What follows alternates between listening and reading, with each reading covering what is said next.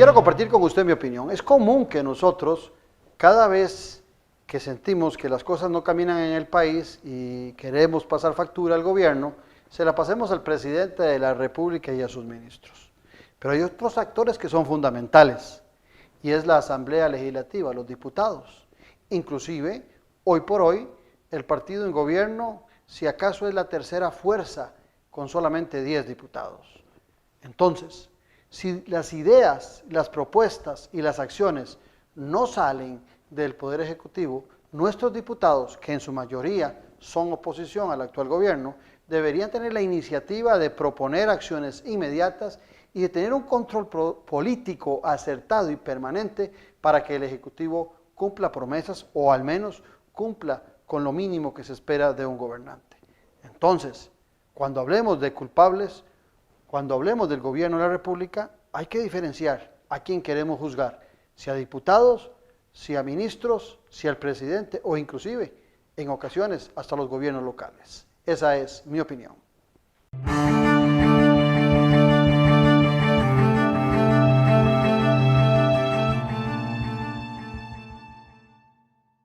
¿Cómo planificar una campaña cantonal exitosa? Dirigido a candidatos a alcaldes, regidores, síndicos, asesores políticos, equipos de comunicación, equipo de estrategia de campaña y público en general. Participa el doctor Manuel Vargas, docente investigador social y consultor. Ignacio Azurdia, máster en comunicación política y profesor universitario. Licenciado Ocean Castillo Loría, politólogo y teólogo. Licenciado Sergio Araya Alvarado, politólogo y consultor, y el máster Claudio Alpizar Otoya, politólogo y comunicador político. 9 y 10 de agosto en el Club Unión. Inversión $250. Incluye materiales, alimentación, certificado de participación y 13% del IVA. 10% de descuento a grupos de 3 o más. Cupo limitado. Organiza ENCO. Más información al teléfono 83 25 83 57.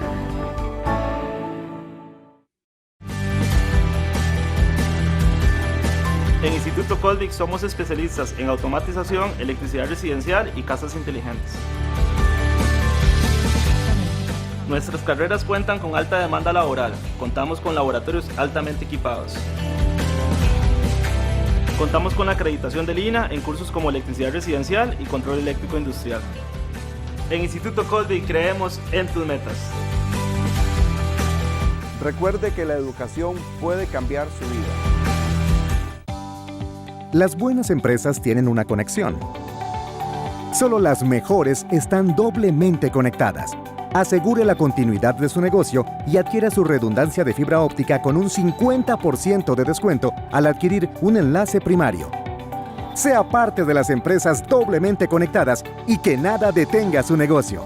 Conversemos al 4080-4080. Telecable Empresarial, su aliado confiable en conectividad. Conoce más de la política, sociedad y economía de Costa Rica y el mundo. Café y Palabras, lo que hay que escuchar del acontecer nacional con el politólogo Claudio Alpizar.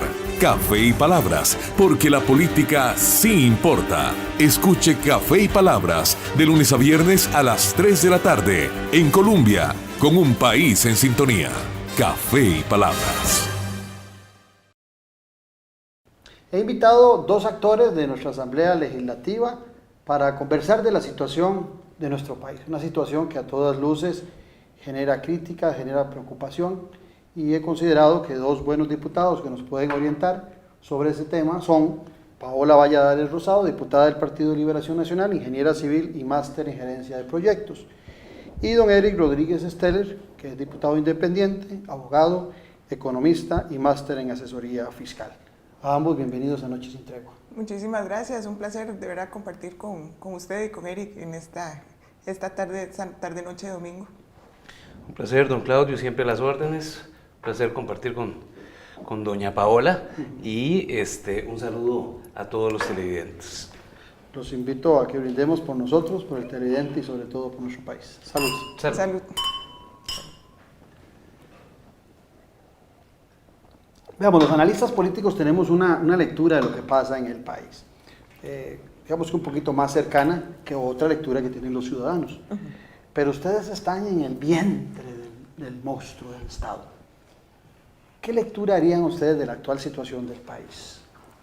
Empecemos por las damas. Bueno, gracias. Uno lo vive caminando hacia arriba y hacia abajo en las calles, y el compartir con los ciudadanos y el lugar donde uno está, realmente hay una apatía inmensa, me parece, en relación a la desaceleración económica que ha venido teniendo el país y los altos índices de pobreza o los altos índices de desempleo. Vemos como en las noticias día con día, entonces el desempleo va aumentando, que 200 despidos aquí, 150 despidos allá. Y lo que más le molesta, me parece, a la ciudadanía es que el gobierno central a lo que ha estado apostando es a proyectos o iniciativas que realmente no vienen a dar solución a la parte de reactivación económica. Reactivación económica se convirtió, me parece, en el estribillo, ¿verdad?, de los últimos meses, pero es una necesidad imperante. ¿Cómo hacerlo? Tendríamos que estar invirtiendo, yo lo he apostado siempre en infraestructura, ¿verdad? ¿Cómo apostar en infraestructura cuando no tenés fuentes de financiamiento? Y al final sería con, no sé, alianzas público-privadas, este tipo de asociaciones, que venga alguien a invertir financieramente en el país, para poder desarrollar, y cuando hay desarrollo de infraestructura hay generación de empleo y hay mejora en competitividad, que al final lo que viene es a generar que haya inversión también. Entonces esa es una de las cosas. Luego leía en los días pasados que la picada en la que viene la parte comercial, la parte agropecuaria, realmente es significativa. Es que no han habido políticas alrededor del tema agropecuario, ¿verdad? Seguimos sin un norte desde hace muchos años, y este no es la excepción. Seguimos sin inversión, o sea, cambio climático, no hay políticas, ha disminuido también la exportación en cuanto a piña, ¿verdad? Todo eso viene en picada. Entonces al final la gente se siente desolada, ¿verdad? Se siente que no ha habido ese brazo por parte del Estado, no ha habido esa escucha, no ha habido ese diálogo. Ese es básicamente el sentir de lo que uno logra percibir de la gente que está alrededor y cuando camina en las comunidades. ¿Tu visión, Eli? Yo acuño una frase de don Miguel Ángel Rodríguez que dice que los pueblos más ingobernables son los pueblos sin esperanza. Y yo creo que este país, la esperanza se nos ha ido fugando poco a poco. Eso en primer lugar. En segundo lugar, yo siempre he creído que el gran motor, la gran locomotora del desarrollo económico es la empresa privada. Que el Estado debe dar las condiciones para que la empresa privada invierta. Pero para que usted invierta, usted tiene que tener confianza. ¿Qué pasa cuando llevamos 5 años de un gobierno del Partido de Acción Ciudadana, donde lejos de dar confianza, lo que da es desconfianza?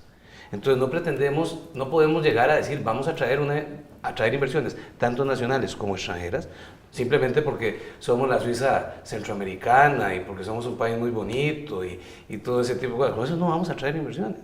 O sea, aquí para traer inversiones lo primero que tenemos que generar es confianza. Y yo siento que la efervescencia que hay en las calles, que algunos se podrán aprovechar, estamos totalmente de acuerdo, pero para la efervescencia social que hay en las calles es una clara evidencia de que no se tiene confianza en el gobierno. Yo analizo la última encuesta, que me imagino que usted la vio también, don Claudio y doña Paola, y ahí es claro que hay una calificación del gobierno y del presidente de la República que no es nada favorable. Y que se repite de otras mediciones ya. Claro, sí. Hay una frase muy buena, se la escuché a don Oscar Arias, pero no es de don Oscar Arias, que dice que nunca hay viento seguro para quien no sabe a dónde ir. Y en eso tenemos que ser totalmente claros. Ha sido un gobierno errático, ha sido un gobierno que ha manejado una agenda light, pero que no le ha entrado a los grandes problemas que tiene este país. Miren, nosotros tenemos un 11.4% de desempleo en este país. Si usted le suma aproximadamente 2 puntos de la gente que se cansó de ir a buscar trabajo y no encontró, usted está sumando un 13.4%. Si te vas a las áreas que decía Rurales. Paola, rurales, andan en 20, 18, 30%. Claro, la región Brunca, por ejemplo. ¿Y qué es lo que pasa? No podemos nosotros reducir pobreza si no atacamos el asunto del empleo. Yo siempre he dicho, y aquí repito las palabras de Ronald Reagan cuando decía que la mejor política social es un buen empleo. Y yo sigo creyendo de que aquí tenemos que generar empleo, pero para generar empleo ocupamos empresas y ocupamos inversión. Y hay otra cosa también, don Claudio, y yo lo voté y me gané muchos enemigos por esto, la reforma fiscal. La reforma fiscal apenas se está sintiendo. Los efectos fuertes los vamos a ir viendo a cómo va avanzando el año. Y eso obviamente no contribuye en nada ni a la reactivación ni al crecimiento económico. Ahora, yo en el comentario que hago siempre al inicio del programa, en mi opinión, decía que cuando el Ejecutivo no funciona, cuando el Ejecutivo no da ese horizonte, cuando no tiene ruta de viaje hacia dónde ir ese barco, pues le corresponde a los diputados en la Asamblea Legislativa de alguna manera, con el control político o con propuestas desde la Asamblea Legislativa, tratar de enrumbar ese barco. Y a sabiendas de que de los 57 diputados solo 10 son del PAC, pues me parece que debería tomarse alguna disposición en la Asamblea Legislativa para que ese barco se enrumbe, ya que desde el Ejecutivo no se avisora ese rumbo. Bueno, realmente sí venimos haciendo una oposición, pero de una forma más sana, ¿verdad? Me parece que no vamos a encontrar una oposición como la que hizo el PAC en los años pasados cuando no fue gobierno, de tirarse sobre carros e ir ahí promoviendo las marchas y oponiéndose a todo sencillamente por la razón de que no, porque soy oposición, ¿verdad? Bueno, yo, contrario a Eric, yo sí voté en contra del plan fiscal. Sin embargo, la decisión que toma, por ejemplo, las fracciones o los diputados que lo votan afirmativamente, al final, siendo oposición, lo que intentaban era pues colaborar al gobierno. Me parece que la oposición en este momento ha sido bastante colaborativa en muchas cosas. Ahora estamos con el tema de eurobonos y estamos con este tipo de situaciones. El Teatro Nacional, viene también la misma educación dual. Y eso lo único que hemos tratado de hacer es acompañar al gobierno. Está bien, no ha habido en el Ejecutivo dirección, sin embargo, tampoco por parte de los diputados de la fracción oficialista, evidentemente, aunque sean solo 10, han tratado de establecer una agenda. La mayor parte de la agenda que se ha desarrollado en este primer año y 3, 4 meses, al final la ha establecido en mucho, la mayoría de los proyectos. Los ha liderado, por ejemplo, Liberación Nacional, entre otros, ¿verdad? O sea, pero la gran mayoría viene a caer a nuestra fracción, que al final entonces lo que hemos tratado de hacer es, incluso se nos ha catalogado de estar siendo cogobernantes por proponer lo que el gobierno no está haciendo. O sea, ¿es incapacidad de los diputados del PAC o del me parece que es... ¿O es habilidad de liberación? Esa es la combinación. ¿O es habilidad del PAC dejar que otros Es la habilidad del PAC de esconderse para que otros sean los que tengan que liderar y se coman y pongan el pecho a las balas, ¿verdad? O sea, me parece que es la habilidad de un gobierno de no establecer y solo salir en aquellos temas muy light, ¿verdad? Muy superficiales, sin realmente caer en lo que verdaderamente necesita un país. ¿Incapacidad o habilidad de la fracción del PAC? Vea, hay varias cosas. Lo primero que yo siento en el Parlamento es que sí ha habido una oposición responsable. Se ha habido una posición muy diferente al obstruccionismo que aplicó el Partido Acción Ciudadana cuando fue oposición. Vea que nosotros le votamos en una gran mayoría la reforma fiscal. Y en mi caso, este diputado votó favorablemente eso por una razón. Yo viví la crisis de don Rodrigo Carazo. Yo sé lo que es hacer fila en los estancos del Consejo Nacional de la Producción, yo sé lo que es tener una inflación del 80%, yo sé lo que es ver a mis compañeros de colegio abandonar el colegio, que son los que ahora no consiguen trabajo, de 50 o más, o que tienen salarios muy bajos, porque, claro, la generación perdida. Y yo no quería que eso se repitiera porque la crisis de los 80, con factores externos y todo, empezó por un pésimo manejo de política fiscal en este país. Y el pésimo manejo lo hizo la administración de Luis Guillermo Solís y otras administraciones atrás que vinieron incrementando esto. Pero le estalló en este momento a don Carlos Alvarado. Por eso yo digo que algunos dicen, bueno, es que la posición del señor presidente fue una posición valiente. Yo diría, fue valiente en parte, pero también era que no le quedaba de otra porque ya no había tiempo para hacer nada. Entonces me parece que ha habido una oposición responsable. Y le digo, ahí está la agenda OCDE. Yo estoy en la comisión de OCDE y se le están votando proyectos para ver si entramos a la OCDE y eso me parece importante. Se le aprobó la reforma fiscal, se le están aprobando eurobonos, no como ellos querían por 6.000 millones, pero sí por 1.500 millones de dólares. Entonces a mí me parece que nosotros le hemos dado las herramientas para decir al gobierno, es hora de que ustedes actúen. El problema es que el gobierno no actúa. Pero vos sos economista y ya la ministra de Hacienda, Rocío Aguilar, dijo que 1.500 bonos no iba a alcanzar. Yo le pregunté y le dije que si el otro año le íbamos a esperar y me dijo que antes de un año ya iba a estar pidiendo la otra parte de los 1.500 millones de... O sea, no sé, 1.500 porque le dije el monto y me dijo que no sabía exactamente cuándo y cuánto era lo que se iba a pedir. Pero definitivamente yo ahí emplacé a doña Rocío y lamentablemente no tengo esa respuesta, porque ellos hablan de contener el gasto. Pero don Claudio, contener el gasto es que usted venía gastando 10,000 pesos más todos los meses y el otro mes ya no va a gastar 10,000 pesos más, sino que va a gastar 8,000 pesos, o que va a gastar 4,000 pesos más, pero su gasto sigue creciendo. O sea, lo que yo hubiera querido por parte de la señora ministra de Hacienda, y eso hay que tomar decisiones valientes, es que me hubiera dicho, bueno, es que vamos no a contener el gasto, sino vamos a reducir el gasto. Y para reducir el gasto vamos a hacer esto y esto y esto y esto. Pero yo no siento que haya una voluntad de reducción del gasto. Al principio me acuerdo que la ministra, arrancando, creo que el mes o a los 22 días, dio algunos lineamientos para racionalizar el gasto del Estado. Pero a la fecha... los lineamientos, y a mí me parece, por ejemplo, cómo hablamos de contención o reducción de gasto cuando se aprueba una construcción, por ejemplo, de un edificio de 3,000 millones del CNP. O sea, situaciones de esas que uno dice, entonces, ¿dónde estás conteniendo? Pero, perdón, Paola, que le interrumpa. ¿Y los 23,000 millones que vienen para Jardeo del presupuesto extraordinario? Sí, que no vienen a dar una solución real a un problema. O sea, vamos a ver, se trata de contener por un lado, no de reducir, pero por otro lado tiene la gotera en donde se está dando toda esa fuga, y eso es lo que la gente reclama. Realmente esa es la disconformidad de una población porque no estamos caminando, estamos retrocediendo en muchas situaciones. Ahora, poco importa a la gente, a mí no me preocupa en esa molestia que se siente, que se vive, que ustedes dicen, es que la gente empieza a renegar de la democracia. Y un ciudadano con hambre, ¿quién va a que pensar? poco le importa la libertad, poco le importa el traslado libre por todo el país, el derecho al berreo, poco le importa ese tipo de cosas, y pudiera ser que llevemos esto a una situación más complicada.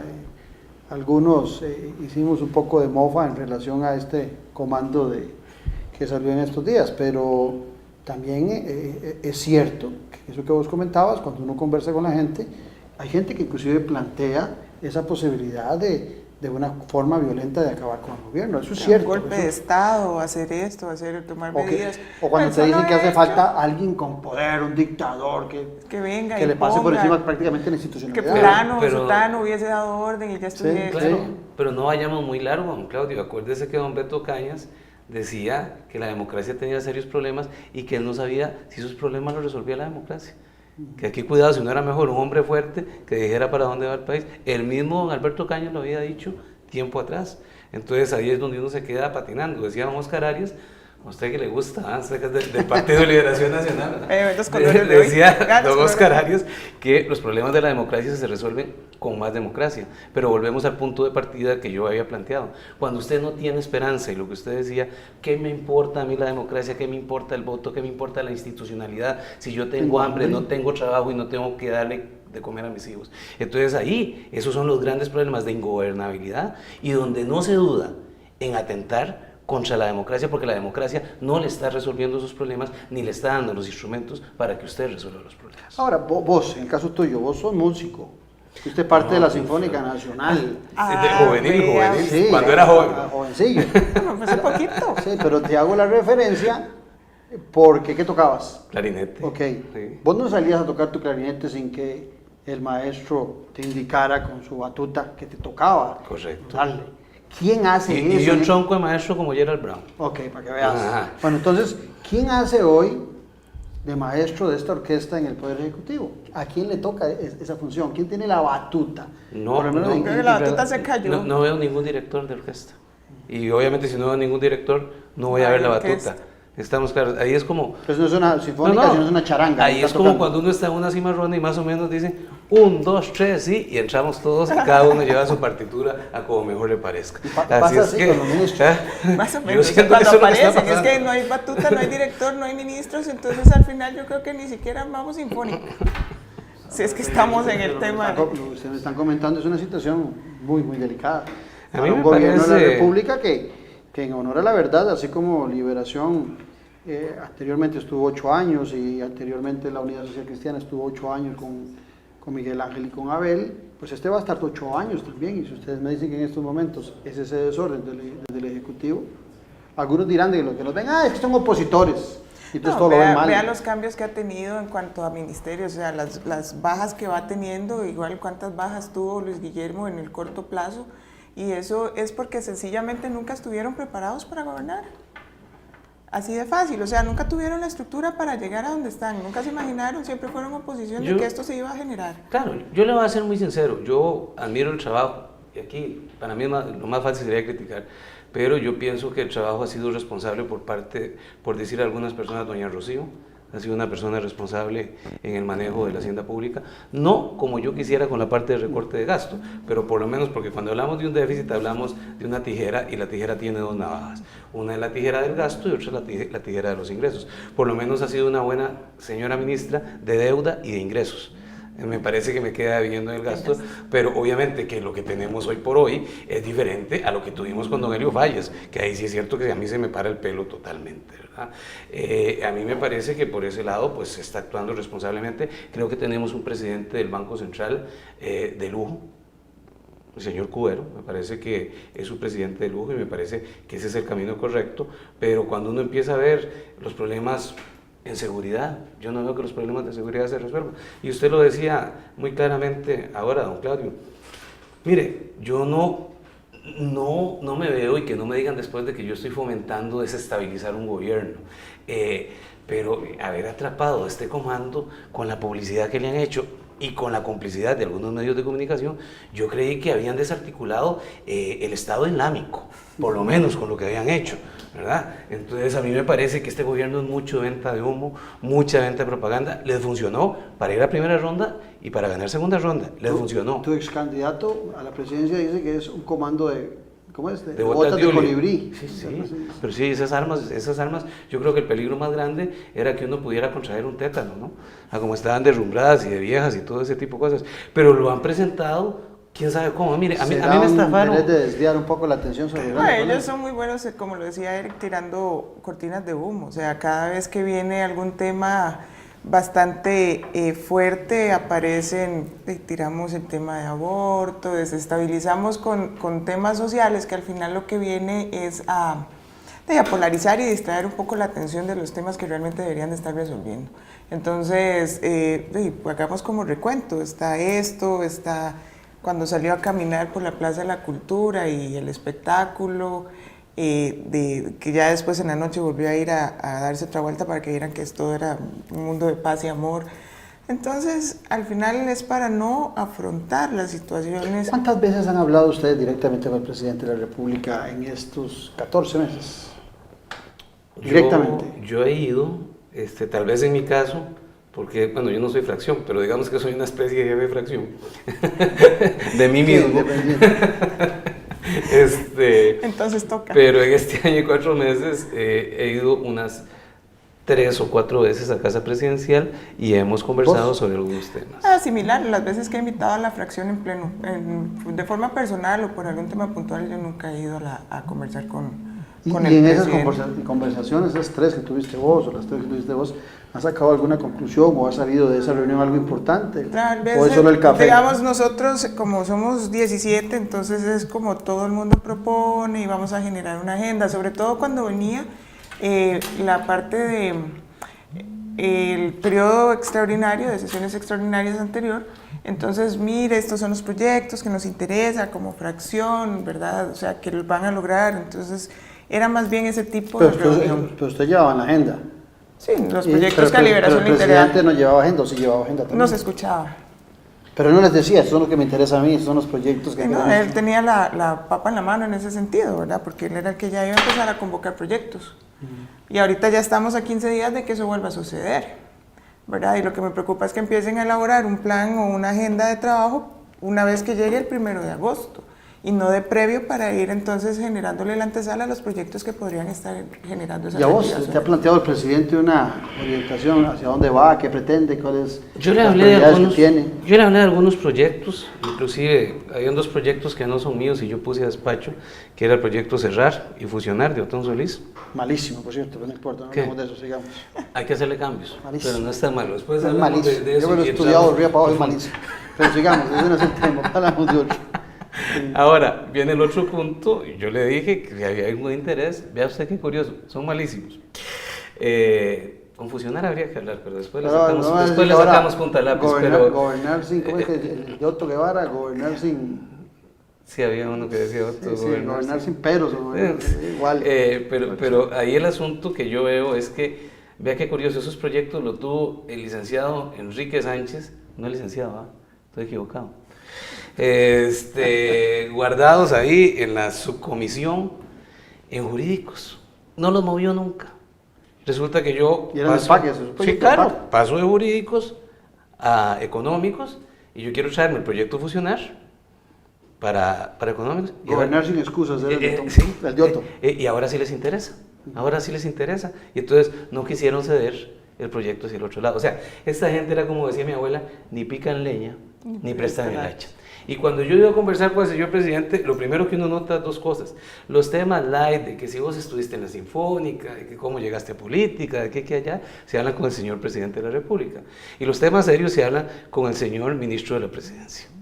Y eso yo lo noté desde el primer día que llegué a Casa Presidencial. Cuando usted habla de infraestructura, cuando usted habla de situación económica, cuando usted habla de seguridad, quien toca los temas y quien termina discutiendo los temas es don Rodolfo Pisa. A mí no me cabe ninguna duda de eso. Y también voy a decir una ¿Y cosa. tiene la aquí. fuerza para impulsarlos él? No creo.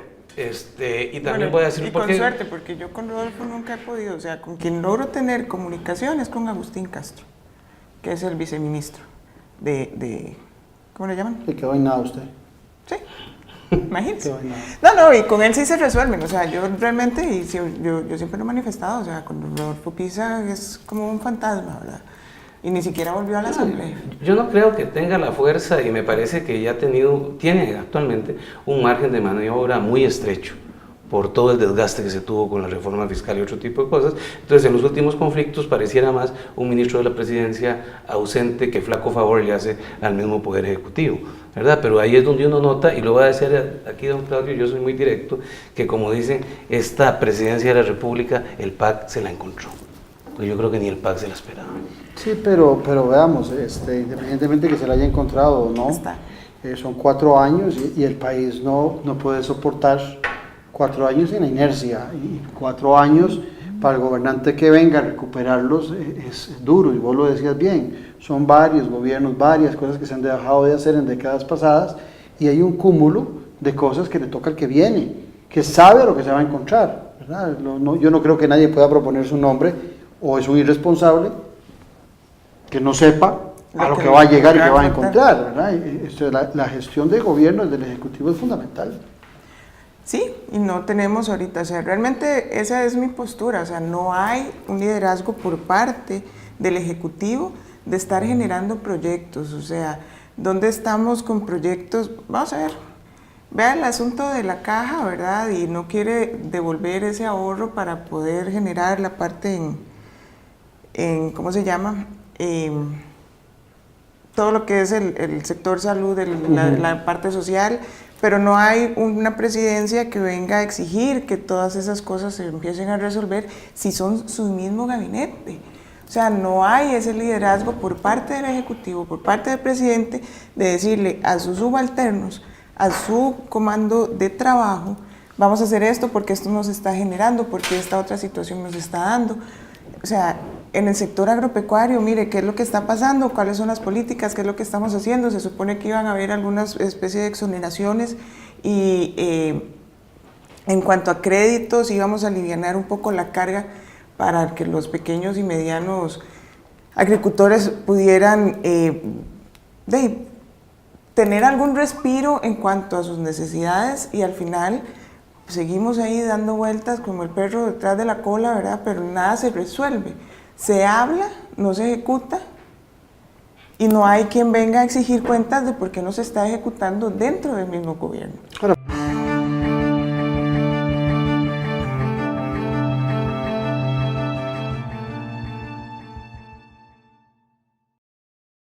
Conoce más de la política, sociedad y economía de Costa Rica y el mundo. Café y Palabras, lo que hay que escuchar del acontecer nacional con el politólogo Claudio Alpizar. Café y Palabras, porque la política sí importa. Escuche Café y Palabras de lunes a viernes a las 3 de la tarde en Colombia, con un país en sintonía. Café y Palabras.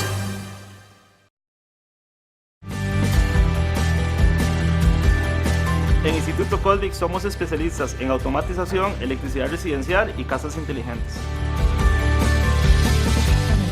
Nuestras carreras cuentan con alta demanda laboral. Contamos con laboratorios altamente equipados. Contamos con la acreditación del INAH en cursos como electricidad residencial y control eléctrico industrial. En Instituto Colvic creemos en tus metas.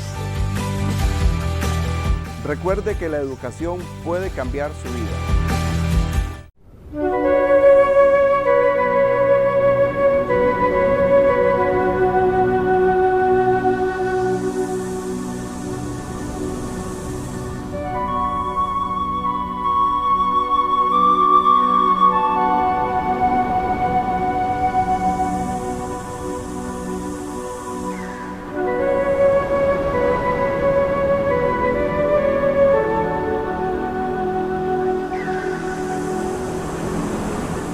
¿Cómo planificar una campaña cantonal exitosa? Dirigido a candidatos a alcaldes, regidores, síndicos, asesores políticos, equipos de comunicación, equipo de estrategia de campaña y público en general. Participa el doctor Manuel Vargas, docente investigador social y consultor. Ignacio Azurdia, máster en comunicación política y profesor universitario. Licenciado Ocean Castillo Loría, politólogo y teólogo. Licenciado Sergio Araya Alvarado, politólogo y consultor, y el máster Claudio Alpizar Otoya, politólogo y comunicador político. 9 y 10 de agosto en el Club Unión. Inversión $250. Incluye materiales, alimentación, certificado de participación y 13% del IVA. 10% de descuento a grupos de 3 o más. Cupo limitado. Organiza ENCO. Más información al teléfono 83 25 83 57.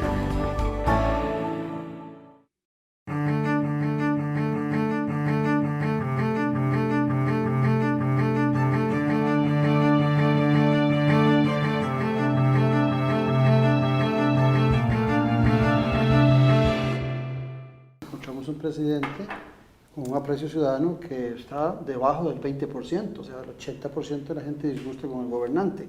Y tenemos medios de comunicación fuertes en el país apostando en la gestión del presidente. De la misma forma, encontramos grupos empresariales muy comprometidos con el presidente en una agenda económica de reactivación que no la vemos. Entonces, ¿dónde está el kit del asunto para que esto pueda salir adelante? Aquí hay dos puntos importantes. Uno es de que sí, hay medios, yo siempre he dicho que el PAC es una maquinaria poderosa. Es una maquinaria poderosa. El PAC, si usted lo analiza en las encuestas, y yo lo dije hoy en la mañana también, yo sí creo en las encuestas. Las encuestas son una fotografía en un momento, que cambien. Esos son otros 100 pesos, ¿verdad? Y decía la frase que decía Truman cuando decía, si Moisés hubiera creído en encuestas, todavía estuviera en Egipto. Pero yo sí, definitivamente, yo sí sigo creyendo en las encuestas. Y entonces lo que yo veo es que la maquinaria del PAC, siendo minoría, es sumamente poderosa. Y hablemos de medios de comunicación y pongámosle nombre. Ahí tiene atrás a don Ignacio Santos, ahí tiene atrás a don Armando González, ahí tiene atrás a doña Amelia Rueda, ahí tiene atrás a La Nación, ahí tiene atrás al Semanario Universidad, que parecen los jefes de campaña en una campaña política más que medios de comunicación que dicen ser objetivos. Y le sumo a Delfino y le sumo otra serie de gente que conspira junto con el PAC para hacerle creer cosas a este país que no son así. Entonces, a mí me parece que tiene Pero sectores... debería estar la ciudadanía entonces muy comprometida. Eso es lo extraño. Con todos esos medios de comunicación debería estar la comunidad costarricense. Yo siento que esos medios de comunicación cada vez pierden más credibilidad. Eso te iba a decir. Entonces, el ciudadano costarricense es muy maduro porque tiene una crítica mayor más allá de lo que dicen los medios de comunicación. En algunas cosas. En algunos momentos, igual, ¿verdad? Porque pueden empezar a creer, pero luego, o sea... Si vemos cuántos votos obtuvo el PAC para ser hoy gobierno, y vemos cómo está la encuesta de hoy, evidentemente fueron votos prestados y la desilusión a partir de esa cortina de humo que montaron en ese momento específico y cómo las cosas no se han dado. Y eso es lo que hablábamos hace un rato. sea, cada vez que viene algún tema tenso, tiran una cortina de humo, entonces desvían la atención y la gente entonces se va hacia eso, polarizan y ya empezamos a olvidar. Eso es lo que hacen, o sea, por más que todos estos medios de comunicación llegan, atacan un tema, ese es el tema del momento, se olvidaron de lo demás, pero al día siguiente despertaron y ya se dan cuenta que todo eso fue mentira. ¿Y cuál es la agenda de esos apoyos? O sea, ¿la han logrado ustedes descubrir? ¿Cuál es la agenda de esos grupos poderosos, económicos y de comunicación? Porque entonces ustedes pueden decir, bueno, el presidente no tiene agenda, pero al menos nos está llegando por estos medios esta agenda. ¿Existe también una agenda? Una de las agendas del PAC más importantes que ha estado metiendo desde Ana Elena Chacón ha sido la ideología de género. A mí me parece que esa es una agenda que ha manejado el PAC. Es una agenda que nos ha querido vender y que hay muchos medios de comunicación que están apostando por ese tipo de agenda. Pero y yo eso estoy totalmente de acuerdo. Bueno, me lleva totalmente de acuerdo. Mesa. Ahora, lo otro que uno tiene que ver, facturas. el PAC es un experto en clivajes y lo ha venido demostrando. En la primera ronda fue el matrimonio, a mí me gusta llamarlo igualitario, aunque me critiquen, todo, el matrimonio homosexual, punto, y se acabó, esa es la realidad, y punto. ¿Ah? Y en la segunda parte fue la negrita, y yo lo he venido diciendo, yo nunca he visto tantísimo ateo defendiendo a la Virgen de los Ángeles. Si todo el mundo sabe que el PAC es un partido que ha atacado a la Iglesia Católica, es un partido donde una parte importante de ellos se enorgullecen de decir que son ateos, y sin embargo sacaron a la negrita, a la Virgen de los Ángeles, en la segunda ronda y logran ganar las elecciones. Hay que reconocer, trajeron al uruguayo que les costó, como dicen, no fueron 100 millones, fueron 90 y pico. Pero bueno, y que hizo estragos y que me parece un estratega de primer nivel. Yo no estoy diciendo que no, pero el PAC es experto en clivajes. Lo que pasa es que si uno insiste mucho en una misma cosa, empieza a perder credibilidad, y yo espero, por amor a Dios, que la credibilidad que el PAC ha perdido no le dé para ganar nuevamente una elección. De un partido, bueno, no sé, eras de un partido que fue una franquicia para... Totalmente de acuerdo. Sí, no era realmente un partido, pero en el caso tuyo, que es de un partido, el partido del decano de los partidos, llama la atención que el Partido de Acción Ciudadana pueda tomarles el pelo con tanta facilidad, según lo que ustedes plantean, siendo Liberación Nacional un partido tan versado en estas leyes. Bueno, pero por eso te decía hace un rato que nosotros hemos tratado de impulsar proyectos que vengan a contribuir y hacer la tarea que no ha hecho el mismo gobierno, ¿verdad? Creo que dentro de Liberación también hemos perdido en algún momento el escuchar a nuestras bases. En lo personal, esa es mi consideración. Liberación Nacional en algunos momentos ha perdido ese norte, una especie de confusión hacia dónde íbamos, y centro, derecha o izquierda, o seguíamos en línea recta o esta situación. O sea, Liberación Nacional siempre estuvo con los agricultores, siempre ha estado con el cooperativismo, siempre estuvo con los sindicatos, siempre estuvo en ese tipo de bases con los educadores. Y en algún momento lo perdimos eso, y muchos se han ido más bien hacia la parte de la industria o hacia la parte de lo que no fue nuestras bases normales. Pero vos fuiste sindicalista en alguna ocasión. Sí, claro. Y estuviste ahí. Para mí es, ¿Por qué la reacción de Liberación con los filosofía? No lo entiendo. O sea, porque realmente... este proyecto de acallar a cualquier movimiento huelguístico nace del Partido de Liberación Nacional. Nace el Partido de Liberación Nacional, y yo en lo personal, o sea, ya lo he externado, o sea, el derecho a huelga y el sindicalismo es un derecho universal, y es un derecho humano, y este país se ha caracterizado por defender los derechos humanos, ¿verdad? Entonces hay cosas muy radicales, yo sé que hay que, y vos evidentemente lo compartís, o sea, hay que regular los tiempos para la respuesta ante eso, pero a la gente nunca se le va a prohibir salir a las calles. Los bloqueos no los comparto. O sea, no se vale que yo tenga la necesidad de ir a un hospital y no pueda llegar al hospital, ¿verdad? Pero que en este momento... mucho, mucho es ni siquiera el sector sindicalista, sino es la gente oportunista que entonces a partir de una manifestación comienza a hacer otro tipo es otro tipo de gente que realmente ni siquiera responde al movimiento original.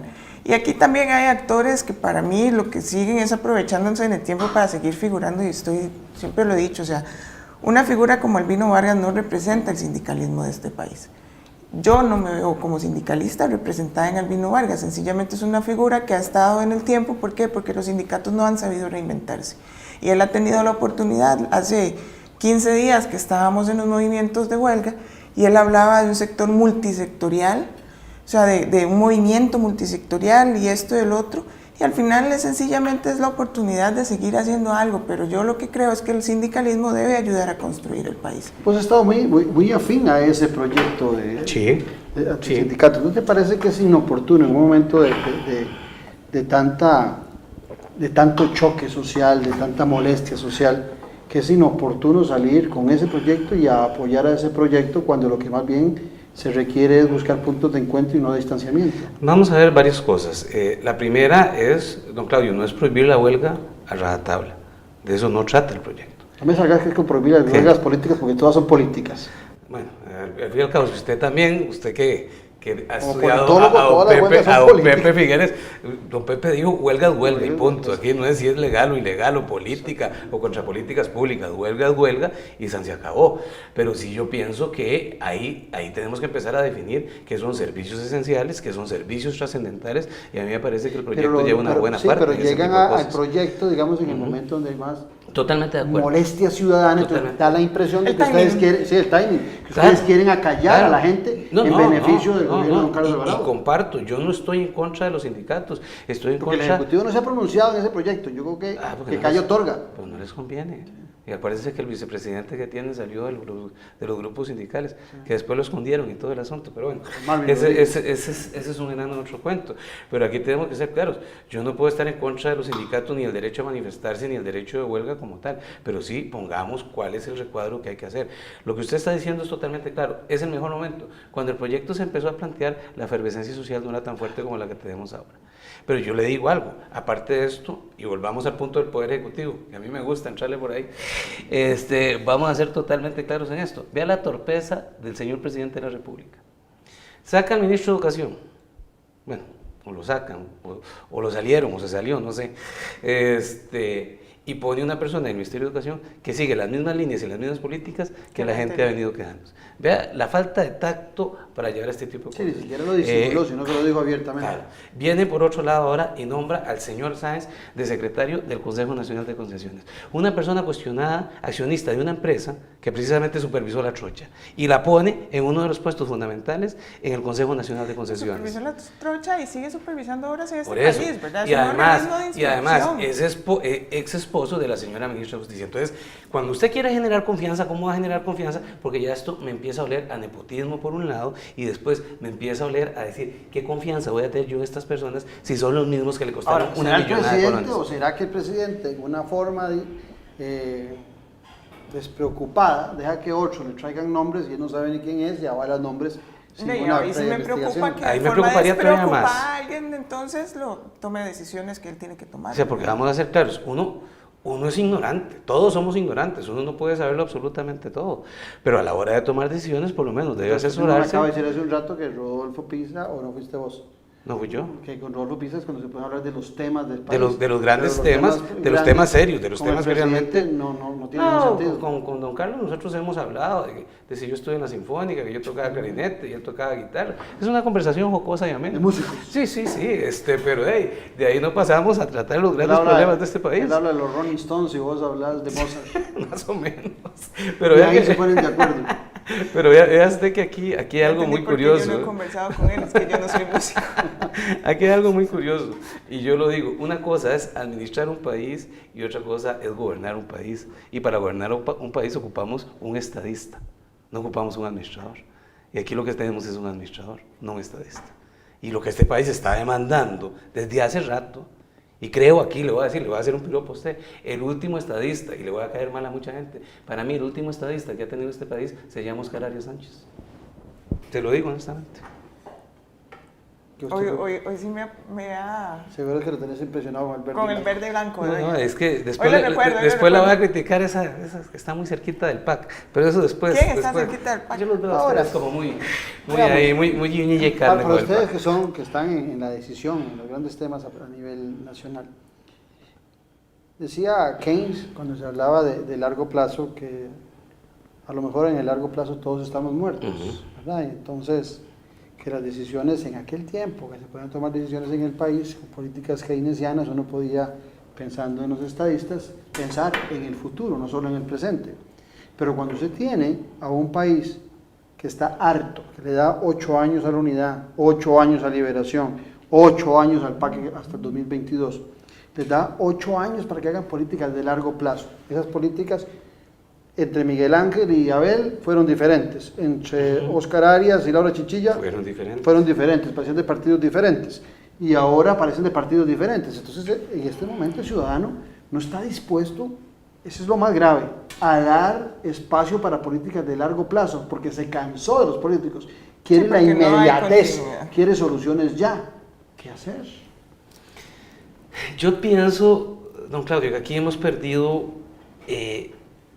confianza en las instituciones. Y cuando hablo de instituciones, empecemos por partidos políticos. Y aquí lo que han privado más son los liderazgos coyunturales que se presentan, por ejemplo, en la pasada elección. Los partidos pasan a un segundo plan, usted lo decía claro, en el caso de don Juan Diego Castro, que lo que tuvimos fue una franquicia, ¿sí? ¿Por quién votó la gente? ¿Por el Partido de Integración Nacional o por don Juan Diego Castro? Por Juan Diego. Okay. Y yo le digo una cosa, en el caso del partido... Los 4 diputados que salen en algo claro, le ven, o en mucho. Yo siempre lo he reconocido. Yo siempre lo he reconocido. Después, yo voy a esto. ¿Por quién votó la gente? ¿Por el Partido de Restauración Nacional o por Fabricio Alvarado? No, por Fabricio, al punto que se imaginaban 14 diputados. Entonces, aquí es donde uno empieza... Y en una coyuntura. Claro, además, me dijo don Carlos Avendaño, porque don Carlos Avendaño había llegado solo, le digo, don Carlos, ahora hay un montón de gente, dice, aquí lo que hay es un tropel ya, unos 14 diputados que tenemos en este momento, bueno, ahora no son 14, pero definitivamente en los sindicatos se ha perdido mucha credibilidad, no porque los sindicatos sean malos en sí, sino por los dirigentes que han estado ahí, el caso de don Albino Vargas, casi 30 años de estar ahí metido, o sea, me parece una barbaridad. Si nosotros hablamos de participación, no puede ser que una persona se adueñe de ese tipo de instituciones. Igual ha pasado en los partidos políticos. En eso, los partidos políticos y en el sindicalismo y en muchas instituciones, el problema es que a la gente no le gusta asumir. O sea, vamos a ver, somos muy buenos para criticar, pero la silla no la queremos ocupar, porque estar ahí tampoco es tan sencillo. Entonces, esa transición generacional tampoco se va dando ni dentro de los partidos políticos, ni dentro del sindicalismo, ni dentro de las instituciones. O los partidos no han permitido que se dé esa transición generacional. Entonces, quieren estar siempre los mismos y no hay la oportunidad de nuevas ideas y de refrescar las estructuras. Pero es que también hay algo en esto, Paola. ¿Por qué se ha perdido credibilidad? Porque cuando uno ve que llega muchas veces a ciertos puestos gente mediocre, gente muy mala, a ocupar ciertos cargos públicos, la misma gente dice, si un idiota como esos llegó a un cargo público, porque yo no puedo. Y aquí es donde empezamos a demeritar la misma democracia, y ese es el problema que nosotros hemos tenido, aparte de la necesidad de un cambio generacional, pero un cambio generacional con visión y con liderazgo, y eso también estamos ayudados de eso. Ahora, son 3 años que le queda un poquito menos al presidente Carlos Alvarado. Cuando no tenemos comida hace mucho tiempo. Sí, muchísimo, no, es mucho tiempo, es casi que todo el gobierno. Decía Confucio que gobernar es rectificar. Y ahora que vos hablabas de Truman, me acordé de Kennedy, que decía que gobernar es decidir. Da la impresión que el presidente Alvarado ni decide, ni reivindica, ni tiene un cambio en su posición. ¿Qué esperarían ustedes del presidente? Porque a veces la gente habla de un cambio en el gabinete, pero tendrá el PAC recambio para que la gente llegue a un gobierno tan desgastado, porque la gente también cuida su prestigio. Sería alguien que esté muy necesitado de trabajo, que lo llamen a un ministerio y llegue a coger una papa caliente a sabiendas del disgusto ciudadano con la gestión que se viene desarrollando. Entonces, ¿qué esperarían ustedes? Yo creo que este gobierno pasará a la historia por ser el gobierno de la estabilidad, pero no de la reactivación ni del crecimiento económico. Eso tenemos que ser totalmente claros, con una gran ayuda del Poder Legislativo. Pero lo que vemos es que se va a lograr la estabilidad económica, pero no es que ya el problema fiscal... No, es que estabilidad, lo único que quiere decir es que no van a haber cambios abruptos, pero no quiere decir que estemos bien. O sea, si usted se pone a analizar, el déficit fiscal está llegando a julio en un 3%. Y doña Rocío nos dice que el déficit fiscal no está bajando. Entonces, se ha logrado dar confianza con la reforma fiscal, que no resuelve el problema, pero que por lo menos viene a dar confianza y apaciguar toda la tormenta que se nos iba a avecinar.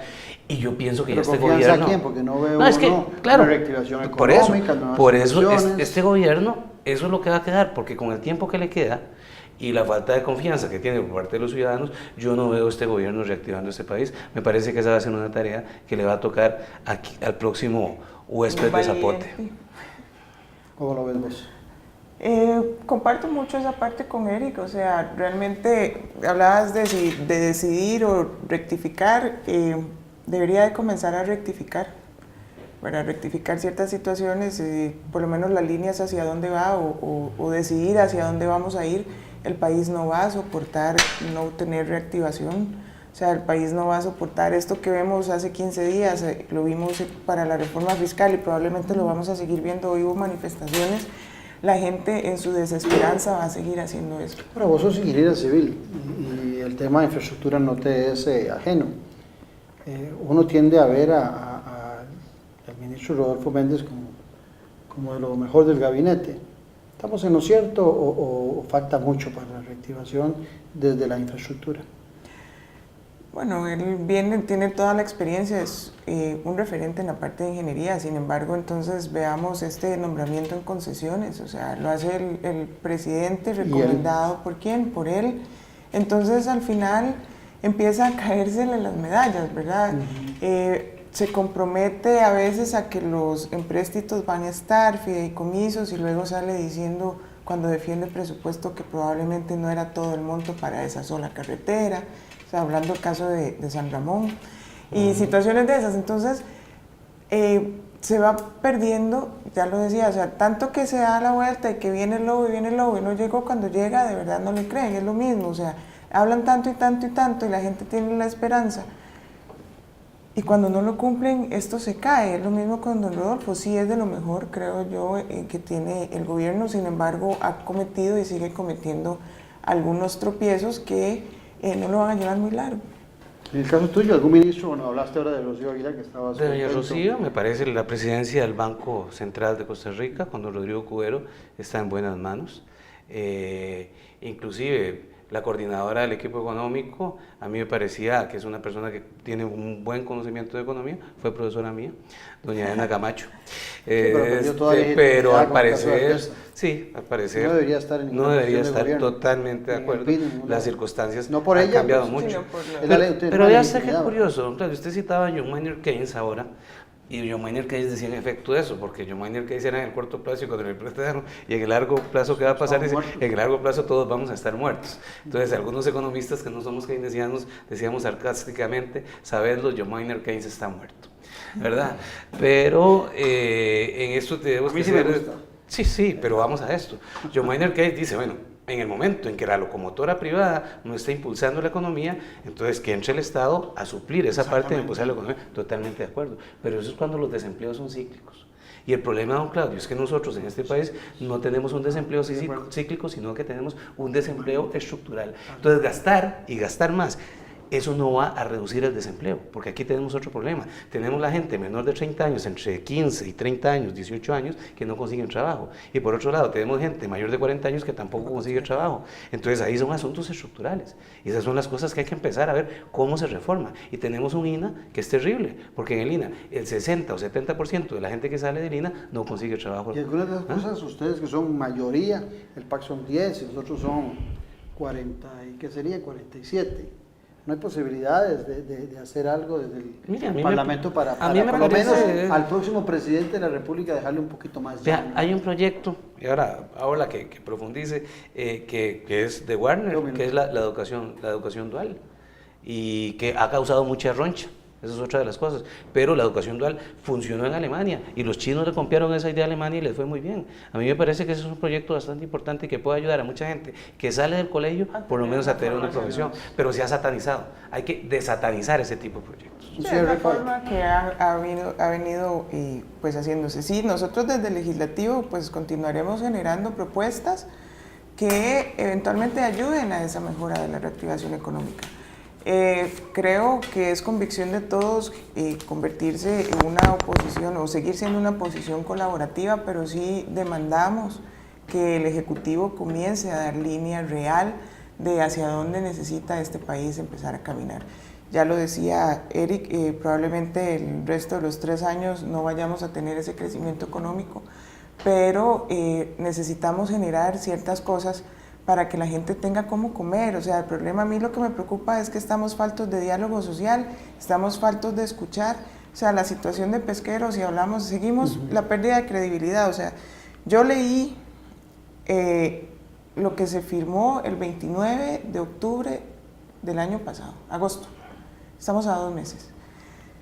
El compromiso que tenía, firma Rodolfo Pisa, firma Renato, firman todos con los pesqueros, un compromiso de ejecutar mesas de trabajo y poderles cumplir ciertas cosas. Y 6 meses después que llevo a Renato a la Comisión de Asuntos Agropecuarios, sencillamente dice, ay, es que me equivoqué, yo no sabía que lo que estaba firmando no se podía hacer. Entonces es la burla que el pueblo siente. O sea, si hablas las cosas de frente, perfecto, pero cuando empezás a decir que vas a hacer y al final no se cumple, eso es lo que la gente se está manifestando. No, y yo creo que para concluir, que estamos en un, nos guste o no nos guste, esto es un régimen presidencialista. Sí. Y requiere que el presidente se muestre y el presidente delinee. Muchas gracias, Paola. Gracias a vos por invitarnos. Gracias, Eric. Muchas gracias, don Claudio, un placer, y un placer, Paola. Paola. Ha sido mío. Coincidir nuevamente. Sí. Muchas gracias a ustedes por habernos acompañado. Los espero en 8 días aquí en Noche Sin Tregua, la política con P mayúscula. Un abrazo. Salud. Salud.